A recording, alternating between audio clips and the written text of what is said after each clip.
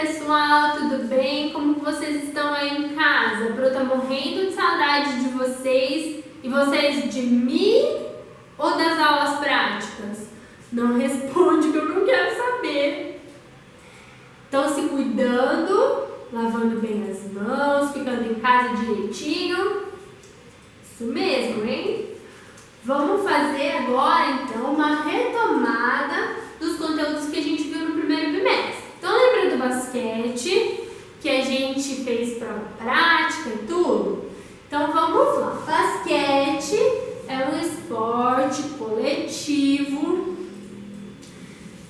porque a gente joga mais de uma pessoa na equipe, com o objetivo de invadir o campo adversário, a quadra adversária, para marcar a cesta. Quando eu tenho esse processo de invadir o campo, a quadra adversária, como que eu posso classificar mesmo esse esporte também? Isso mesmo, isso que vocês acabaram de falar, como um esporte de invasão. Então, basquete é um esporte coletivo de invasão, tá? Lembra que ele tem uma diferençazinha, uma particularidade lá. Nos demais esportes, quando a gente faz um ponto no vôlei, quando a gente faz um gol no handball, no futebol, no futsal, sempre vai valer um ponto só. E no basquete a gente tem aquela particularidade que uma cesta lá dentro do garrafão vale 2 pontos. A cesta só vai valer um ponto quando tiver um tiro livre. Lembra que é como se fosse o pênalti no basquete? Fica lá posicionadinho e faz o arremesso sem ninguém te atrapalhar. E quando a gente consegue fazer esse ponto antes da linha dos 3 metros, essa cesta vale 3 pontos.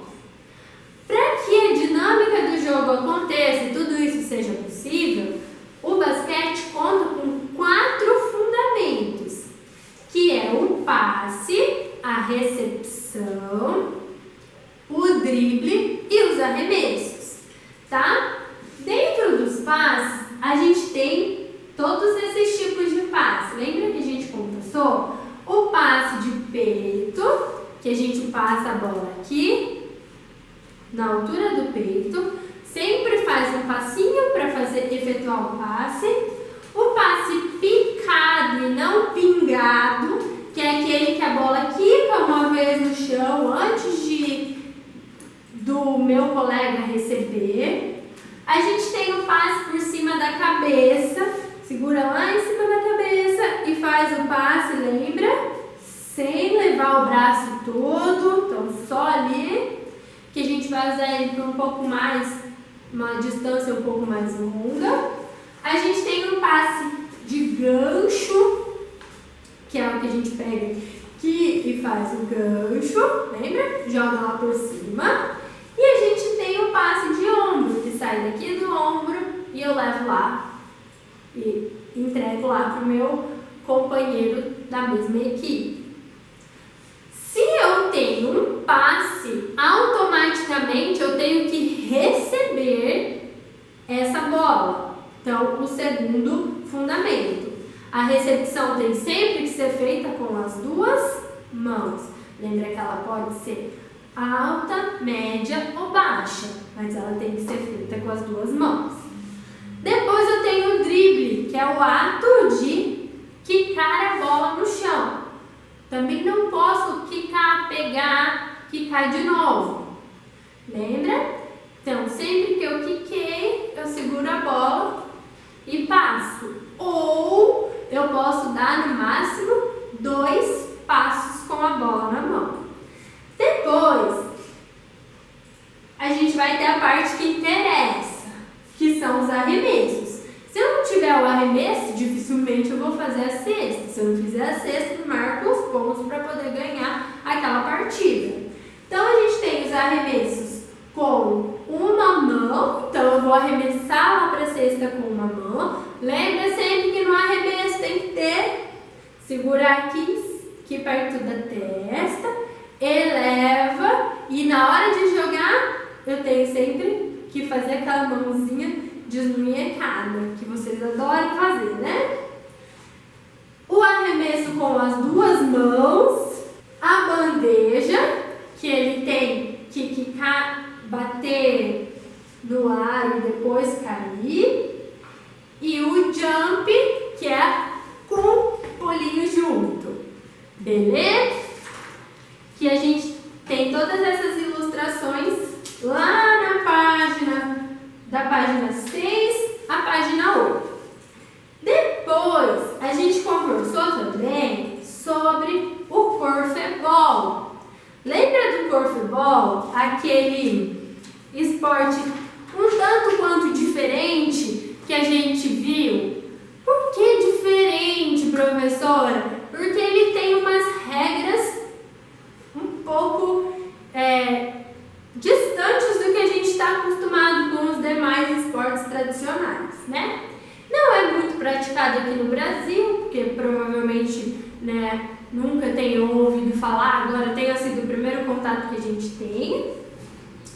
Então, o corfebol é um esporte que joga homens e mulheres no mesmo time. E aí, para que isso possa acontecer, ele tem algumas particularidades.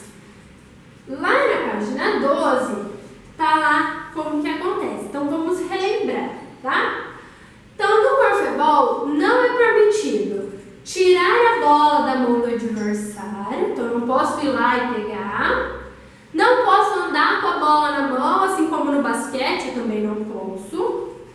Não posso fazer um drible, que no basquete eu posso fazer, eu não posso driblar, eu tenho necessariamente que pegar a bola e tocar.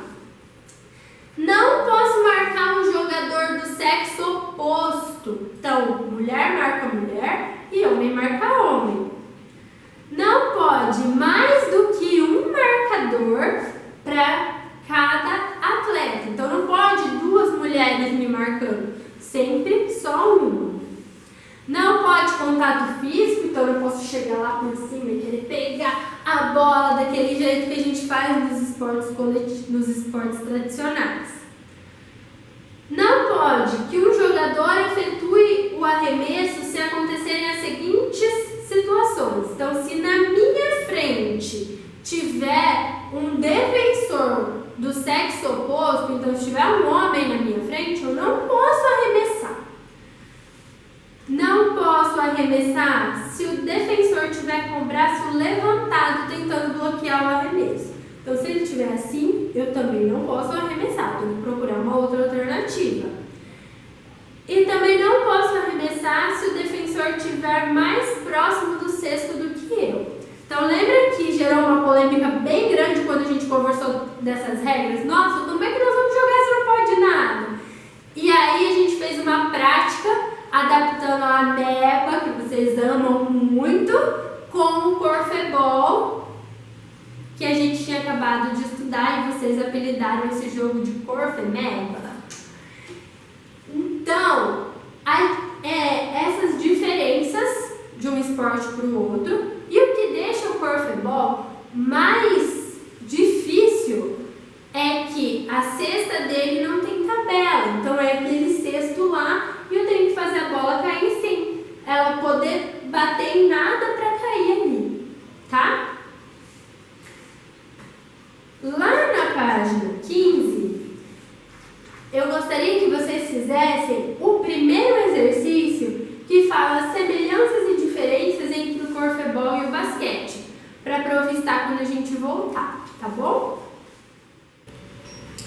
Pessoal, continuando os conteúdos do primeiro bimestre, esse a gente não conseguiu conversar na sala, então a Pro vai explicar agora para ficar claro para vocês, tá bom? A gente vai entrar no atletismo e vamos conversar um pouquinho sobre as corridas com obstáculos e com barreiras, sobre os saltos triplo e com vara e sobre as provas combinadas, beleza?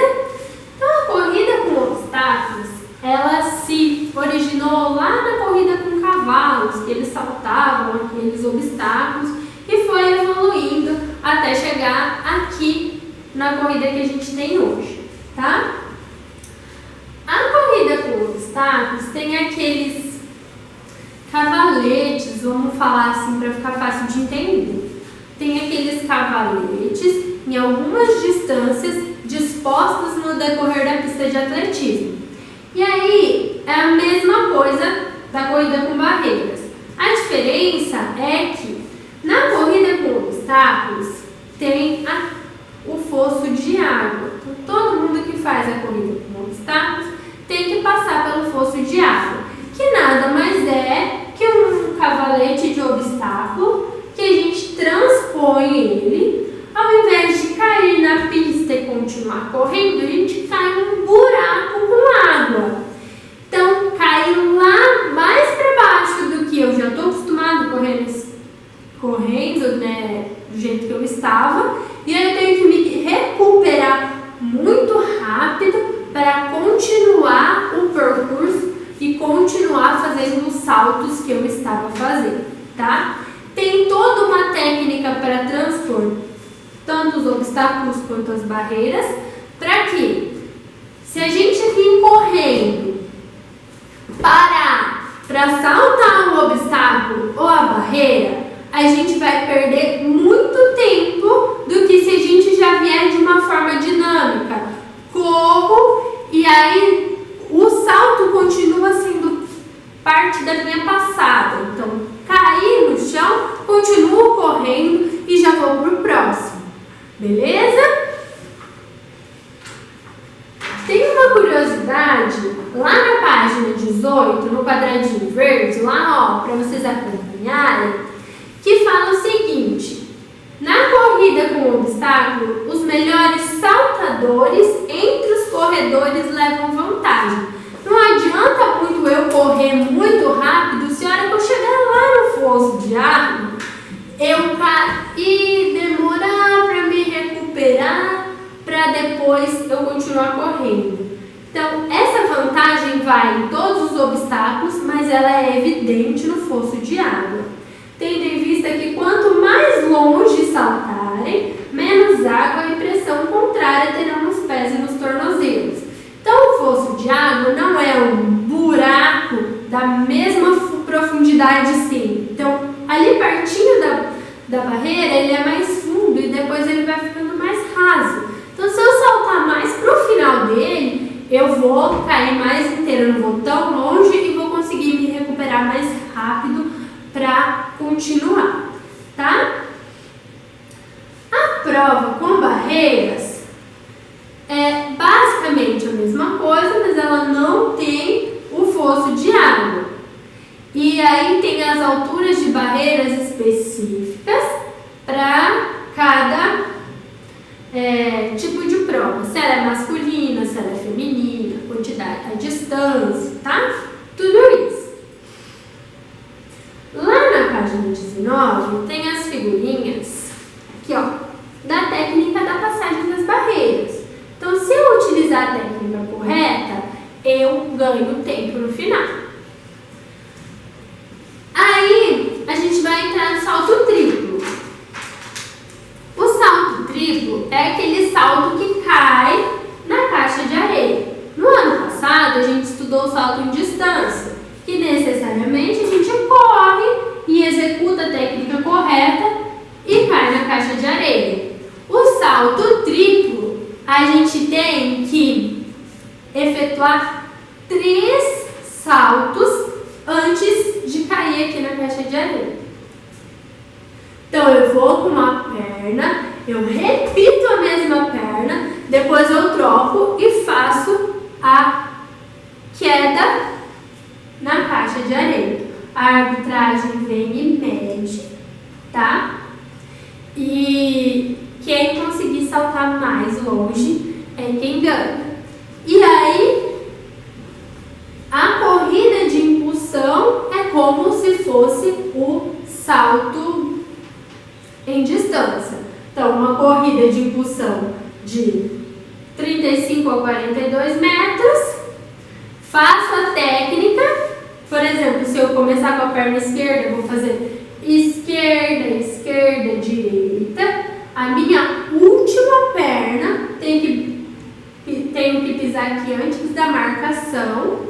e aí efetuar a técnica do salto, tá? Falou em salto triplo, basicamente